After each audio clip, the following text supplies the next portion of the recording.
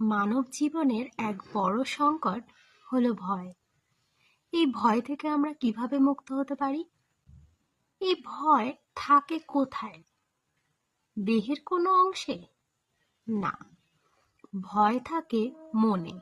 তাই মনকে যদি আমরা নিয়ন্ত্রিত করতে পারি, ভয় মুক্ত হতে পারবো। শ্রী শঙ্করাচার্য গীতা মাহাত্ম্য বর্ণনা করার সময় বলেছেন, গীতা শাস্ত্র মিদং পুণ্যা যা পাঠে প্রজতঃ পুমান বিষ্ণু পদম বাপ্নোতি ভয় শোকাদিবর্জিতা। শ্রীমদ্ ভগবত গীতার নির্দেশকে যথাযথভাবে যদি অনুসরণ করা যায়, তাহলে অতি সহজেই ভয় এবং উদ্বেগ থেকে মুক্ত হওয়া সম্ভব। এই জীবনে ভয় এবং শোকাদি বর্জিত হয়ে পরবর্তী জন্মে চিন্ময় স্বরূপ অর্জন করা যাবে। তাই অবশ্যই গীতা পড়ুন, নিজের চরিত্রে বৃদ্ধি করুন গীতার প্রভাব।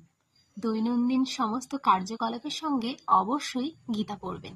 হরে কৃষ্ণা।